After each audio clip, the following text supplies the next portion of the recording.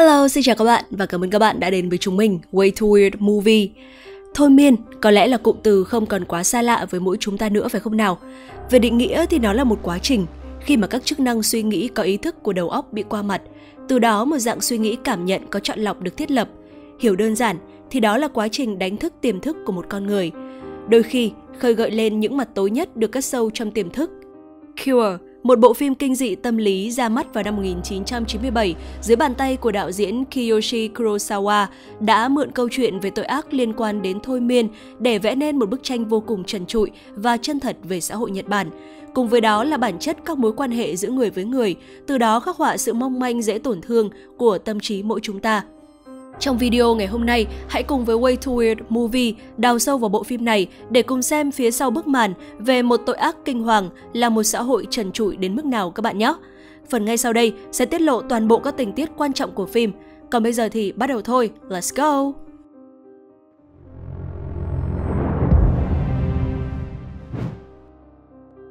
Cure kể câu chuyện về thanh tra Takabe trong quá trình điều tra một loạt các vụ án giết người bí ẩn. Mặc dù được thực hiện bởi nhiều hung thủ khác nhau, thế nhưng tất cả chúng lại có những điểm chung vô cùng kỳ lạ.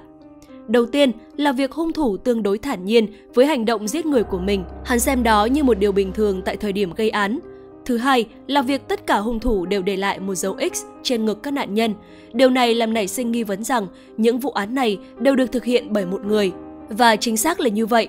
Kẻ gây ra những chuyện này là Kunio Mamiya, một tên có khả năng thôi miên người khác. Bên ngoài là một kẻ mất trí nhớ, tuy nhiên sau khi tiếp cận và lấy được niềm tin nơi nạn nhân, hắn ta sẽ sử dụng khả năng thôi miên của mình và làm cho họ thản nhiên ra tay sát hại những người xung quanh. Thanh tra Takabe còn có một cô vợ mắc bệnh thần kinh và thường xuyên bị mất trí nhớ. Điều này khiến cho tinh thần của Takabe luôn trong trạng thái nặng nề. Sau khi tìm ra sự liên kết của những vụ án, Takabe cùng những đồng nghiệp của mình đã thành công bắt giữ Maniya. Tuy nhiên, việc tiếp xúc và điều tra hắn ta khiến cho tâm trí vốn đã rối bời của Takabe ngày càng trở nên hoảng loạn. Anh đến nhà hắn ta điều tra về thuật thôi miên của hắn, sau đó lại tưởng tượng ra cảnh vợ mình treo cổ tự sát. Sau đó vì không chịu nổi vợ mình nữa, Takabe đã đưa cô đến một bệnh viện tâm thần. Tay Maniya trốn thoát sau khi hạ sát một viên cảnh sát, điều này buộc Takabe phải đi tìm hắn ta. Tại một tòa nhà bỏ hoang, Takabe thẳng tay bắn chết Maniya. Sau đó tại bệnh viện, ta được thấy rằng vợ của Takabe đã chết với dấu X tương tự và các nạn nhân đã chết từ đầu bộ phim trên cổ.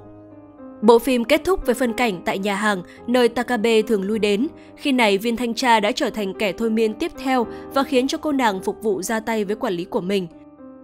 Liệu rằng Maniya có thực sự xúi giục những hung thủ ra tay giết hại các nạn nhân? Theo chúng mình thì điều đó là không chính xác.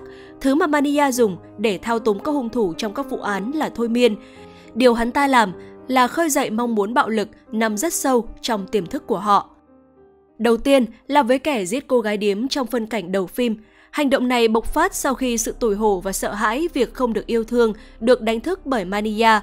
Khi này tên hung thủ đã thản nhiên ra tay với cô gái gọi mà hắn vừa ân ái. Hay với hung thủ tiếp theo là người chồng. Khi được hỏi về vợ của mình, anh chàng tỏ ra tương đối ngập ngừng với nét mặt trầm tư. Ta thấy được rằng ở người này, mặc dù bề ngoài tỏ ra yêu thương vợ, thế nhưng sâu trong tâm trí, anh ta coi cô như một gánh nặng và muốn trút bỏ. Với viên cảnh sát và cô bác sĩ, ta lại được thấy rõ ràng hơn. Maniya không hề xúi giục họ giết người, điều hắn làm là sử dụng khả năng thôi miên để từ đó đánh thức bản năng bạo lực nguyên thủy nhất của con người và biến nó trở thành điều vô cùng bình thường mà thôi. Thanh tra Takabe cũng mang trong mình một vấn đề tương đối lớn với cô vợ mắc bệnh mất trí của mình. Chính vì lẽ đó mà khi càng tiếp xúc với Takabe và tìm hiểu về hắn ta, sự căm phẫn của anh với vợ được bộc phát từ từ. Đặc biệt trong phân cảnh sau khi trở về từ căn hộ của Maniya, Takabe đã tưởng tượng ra cảnh vợ mình bị treo cổ. Trên thực tế đây có thể không phải là nỗi lo sợ mà là mong ước bấy lâu nay của Takabe được giải thoát khỏi cuộc sống hôn nhân hiện tại. Thế nhưng khác với những tên sát nhân thông thường, thời điểm này Takabe đã có thể chiến thắng được bản ngã bên trong mình. Thay vì cầm con dao và sát hại vợ, Takabe đã đưa vợ đến một nhà thương điên để cô có thể được tiếp tục sống và điều trị. Sau cùng, khi Takabe giết Maniya và trở thành kẻ thôi miên tiếp theo, có thể anh ta đã quay lại bệnh viện, đánh thức sự căm phẫn với bệnh nhân của cô y tá và khiến cô ta giết vợ của mình. Từ đó giải thoát Takabe hoàn toàn khỏi cuộc sống trước đây. Và vừa rồi là giải thích của chúng mình về những diễn biến diễn ra trong phim. Tiếp sau đây, hãy cùng chúng mình tìm hiểu xem đạo diễn Kiyoshi Kurosawa đã tài tình như thế nào trong cách kể chuyện bằng hình ảnh với bộ phim này các bạn nhé, cũng như là những thông điệp được ông cài cắm sâu cay như thế nào. Sau cảnh mở đầu tương đối tươi sáng với việc vợ của thanh tra Takabe đang được điều trị căn bệnh ở bệnh viện, ta ngay lập tức được chuyển sang quá trình gây án của hung thủ đầu tiên. Dù màu phim khi này đã tối hơn, tuy nhiên nhạc nền phim lại vô cùng vui tươi, trái ngược hoàn toàn với khung cảnh bạo lực của một vụ giết người đang diễn ra. Sự tương phản về màu sắc với cảnh trước và với nhạc phim của phân cảnh giết người này đã cho thấy đây không phải là một vụ án bình thường, nơi kẻ gây án đang gặp phải vấn đề về tâm trí. Nó cũng thiết lập một cảm xúc khó tả và rối bời nơi người xem, báo hiệu cho việc cảm xúc của họ chính là thứ bị bộ phim này chơi đùa sau đó. Khác hẳn với những câu chuyện trinh thám, điều tra thường thấy, Killer đi ngược hoàn toàn với những quy chuẩn khi cho chúng ta thấy được chân tướng hung thủ cùng cách thức gây án thực sự của hắn từ rất sớm, kết hợp với một nhịp phim chậm và mang nặng tính chất của một bộ phim tâm lý. Killer cũng vẫn thành công trong việc thu hút khán giả không rời mắt từ đầu đến cuối phim.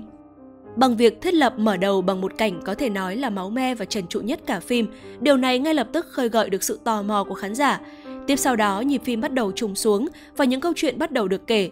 Những nút thắt dần được hé mở, không mang đậm phong cách của dòng phim trinh thám là những câu đố ly kỳ hóc búa, cũng không sở hữu những cảnh hành động đẹp mắt, hù dọa đáng sợ hay máu me bạo lực thường thấy ở một bộ phim kinh dị.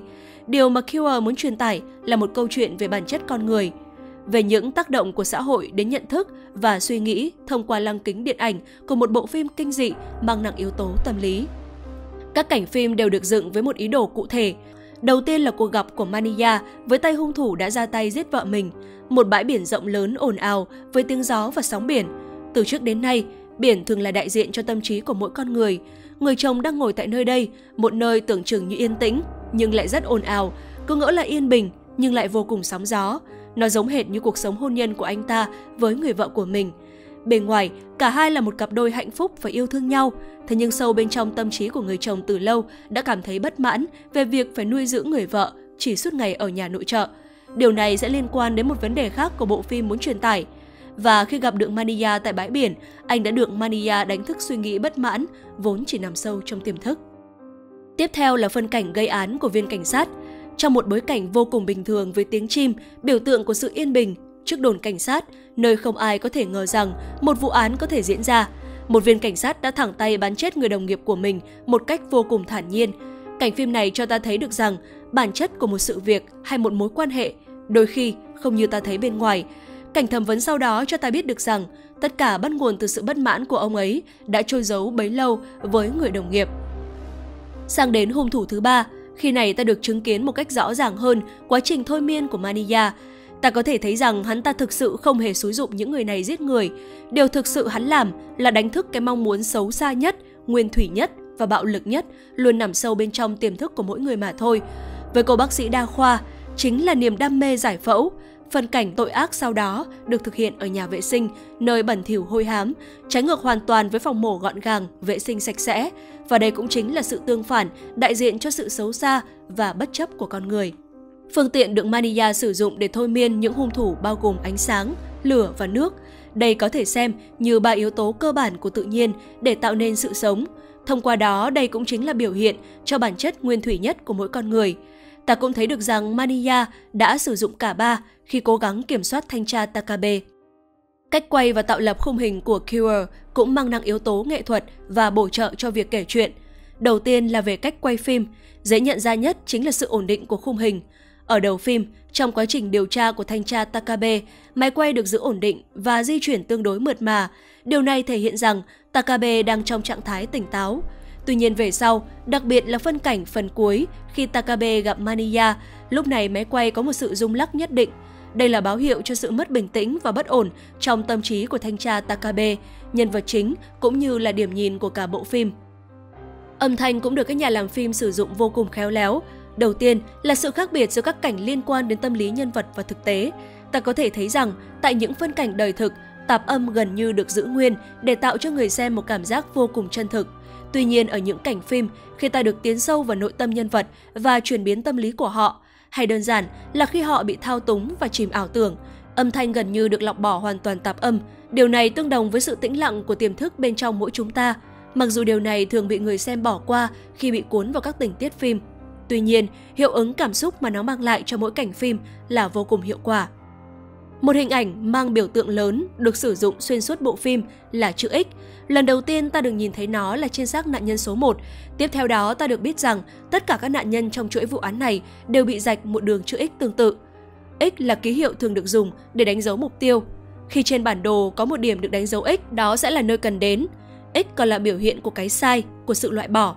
Điều này trùng khớp với việc các nạn nhân sau khi chết đều được gạch X, biểu hiện việc với hung thủ, mối bận tâm này đã được loại bỏ. X đôi khi còn là biểu trưng cho sự bí ẩn, bí mật cần được khám phá. Không phải tự nhiên từ bé đến lớn, khi chúng ta học toán, ẩn được tìm nhiều nhất là X, chứ không phải là Y hay là Z. Đặt trong bối cảnh một câu chuyện trinh thám, chữ X không còn là đại diện cho bí ẩn cần được giải đáp. Hình ảnh con người khi bị trói và tay chân vắt chéo tạo thành chữ X, khiến cho chữ X khi này còn mang ý nghĩa của sự trói buộc. Trong xã hội này, tất cả chúng ta đều bị trói buộc vào những quy tắc, những khái niệm được gọi là quy chuẩn xã hội. Điều này giúp cho xã hội tồn tại và phát triển, nhưng đôi khi nó lại khiến con người ta cảm thấy bị dồn nén, trói buộc. Và khi không thể hiện ra những bản chất xấu xa, cảm xúc tiêu cực ấy được dồn nén và chìm sâu vào nơi nào đó trong tiềm thức. Cũng chính luận điểm kể trên lại đặt ra một câu hỏi, vậy bản chất của con người là gì? Mạnh Tử cho rằng, nhân chi sơ tính bản thiện, con người ta sinh ra vốn dĩ là tốt, những người xấu xa là do tác động của môi trường và các yếu tố bên ngoài khiến họ tha hóa mà thôi. Có thật sự là như vậy hay không? Khi nếu mỗi người chúng ta đều sống theo bản năng, theo những gì nguyên thủy nhất của một con người, thì xã hội này chắc chắn sẽ sụp đổ. Chúng ta tiến hóa từ loài vượn cổ, sau đó trong quá trình săn bắt hái lượm, kỹ năng sử dụng công cụ cũng như trí tuệ ngày càng tiến bộ, giúp loài người dần tách mình khỏi tự nhiên.